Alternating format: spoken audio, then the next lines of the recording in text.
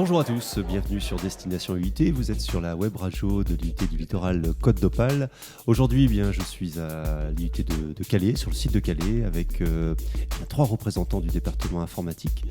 Je suis avec Rémi Sinave, professeur d'informatique ici au département Info, de Dorian et Teddy, qui sont étudiants en deuxième année d'UIT Info à Calais. Et nous allons parler de la nuit de l'info. Voilà. Alors bonjour tous les trois, bonjour Teddy. Bonjour. Bonjour Dorian. Bonjour Rémi Sinave. Bonjour. Alors tous les trois, vous êtes quelques représentants d'une grande équipe, d'une équipe d'une plus d'une cinquantaine de personnes qui ont participé à la Nuit de l'Info. Alors la Nuit de l'Info, c'est un événement annuel. Rémi Sinave, est-ce que vous pouvez nous en dire deux mots ? Oui, alors la Nuit de l'Info, c'était la 13e édition cette année, donc c'est un concours qui existe depuis assez longtemps. C'est un concours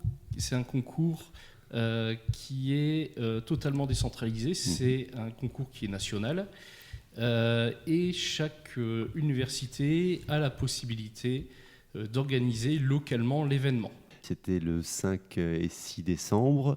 Alors très précisément, attention, entre 16h39 et 8h03, c'était la Nuit de l'Info. Voilà, du coucher du soleil jusqu'au lever du soleil. D'accord. Et on a pu participer cette année, notamment grâce à Decathlon, parce que chaque site qui organise localement doit trouver un sponsor. Donc cette année, c'est Decathlon qui nous a sponsorisés. Derrière cette organisation, on a eu il y a un sujet qui est donné aux étudiants, un sujet qui n'était pas facile, Teddy, n'est-ce pas ? Pas évident. Pas évident. Alors, est-ce qu'on peut avoir quelques lignes ? De quoi ça parlait pour un néophyte comme moi ? Quel était le sujet ? Le sujet principal, en gros, c'était permettre aux étudiants de savoir quelles aides étaient possibles pour eux d'avoir. Des aides de logement, des APL, tout ça. Bon, donc vous aviez en sujet, Teddy, un volet social à développer, un site internet. C'est ça. On avait aussi un onglet communautaire à réaliser, dans lequel les gens pouvaient échanger les aides, genre par exemple des anciens étudiants qui pourraient aider des étudiants actuels, partager leur expérience. D'accord. Dorian, alors quelle était votre tâche, alors à vous spécialement, mais aussi à votre équipe Los Burros, c'est ça, C'est ça. Le nom de l'équipe. Alors Los Burros, qu'est-ce que ça veut dire ? Pourquoi avoir choisi ce nom ? Los Burros, ça vient c'est d'abord une chanson en fait que Ted nous a fait découvrir. Et en fait, je crois qu'on l'a tellement écouté qu'au final, c'est resté dans notre tête et du coup, on a pris ce nom. Et ça devient votre nom d'équipe. Alors, quelles étaient les actions à réaliser, les tâches peut-être à accomplir durant la nuit, hein ? Tout d'abord, il y avait survivre, je pense, mais c'est secondaire. On avait un site aussi à faire. Ouais.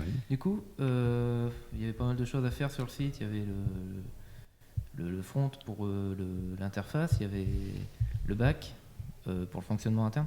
Et au final, la répartition des tâches, en fait, c'était un petit peu compliqué, je pense. On a un membre qui était très doué avec le web, et du coup, il a vraiment pris bien en charge le site. Et nous, on a essayé de suivre derrière, en quelque sorte. À côté du défi principal, en fait, il y avait d'autres défis à relever. Et moi, je me suis principalement concentré sur un de ces défis, qui était de faire un petit jeu pour les pages 404 pour les erreurs. D'accord. Et donc, le reste de l'équipe, en fait, c'est un petit peu divisé sur les autres tâches, enfin sur ces deux tâches, en fait, pour venir épauler ceux qui s'en chargent en gros. Donc on a un objectif principal avec des challenges secondaires qui viennent s'ajouter. Rémi Sinave, alors pédagogiquement, quel est l'intérêt aujourd'hui de participer à ce type de concours, hein ? On peut l'appeler concours ? Alors on peut l'appeler concours. Alors l'intérêt, c'est que les étudiants ont durant cette nuit un projet qui est complet et qui est utile. Et les étudiants n'ont pas forcément l'habitude, surtout lorsqu'ils arrivent en première année, d'avoir un projet de cette envergure-là à traiter en si peu de temps. En plus de ça, toutes les technologies qui sont nécessaires au développement de ce site web n'ont pas forcément été vues en cours, et donc c'est un apprentissage qui est rapide, et c'est de l'auto-formation, et donc les étudiants vont retenir beaucoup plus facilement. Donc en fait, ceux qui participent à ce concours partent déjà avec de l'avance sur la deuxième année de DUT et pourquoi pas sur la licence pro derrière. D'accord.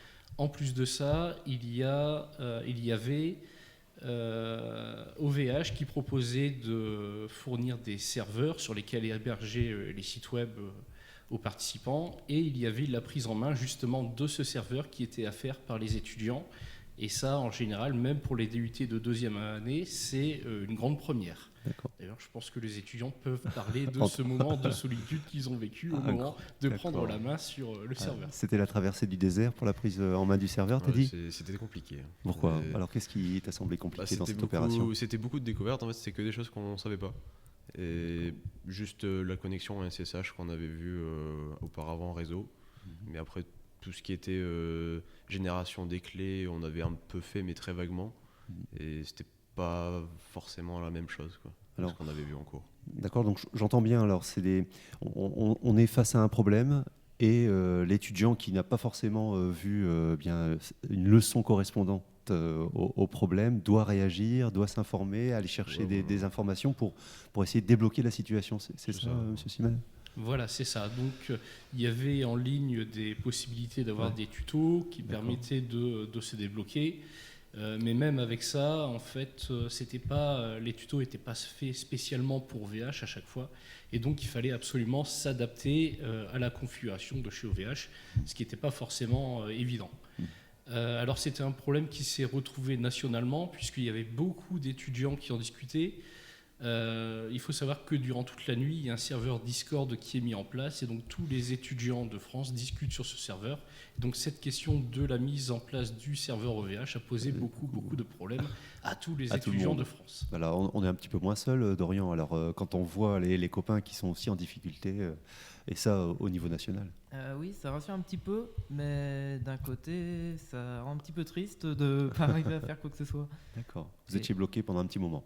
On était bloqué pendant un petit moment. Alors la situation peut-être a évolué durant le jeu, durant la nuit de l'info. Et alors qu'est-ce que vous en retenez en fait de cette expérience personnellement ?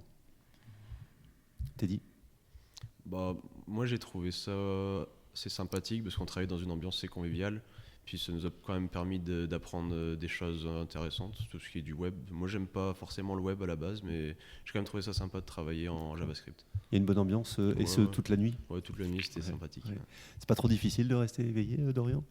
Vers 2h30 du matin, on commence à avoir besoin de café, mais en fait, tant qu'on est dedans, on sent pas forcément la fatigue. Donc chacun a ses petits trucs. Alors, Monsieur Sina, vous c'est pas le café, vous en buvez pas ? Alors non, je bois pas de café, mais par contre j'ai réussi à rester éveillé durant toute la nuit, tout simplement en corrigeant toutes mes copies que j'avais en retard.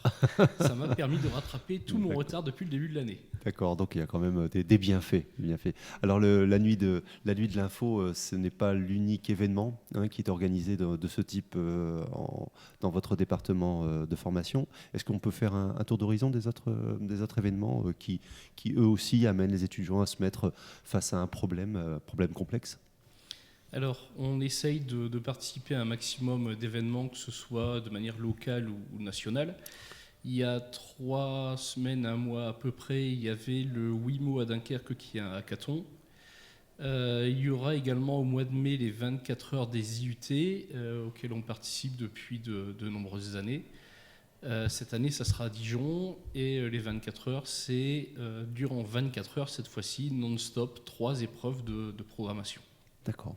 Eh bien, tous ces événements, on essaiera de s'en faire le relais ici sur le site www.iut-littoral.fr. On retrouvera bien des photos. Vous nous envoyez des photos, Teddy, Dorian, des photos qu'on pourrait partager de cette nuit, bien entendu. Je suppose qu'il y a des choses qu'on voudrait garder secret. Il y a des choses qu'on n'enverra pas. Des choses qu'on n'envoie pas.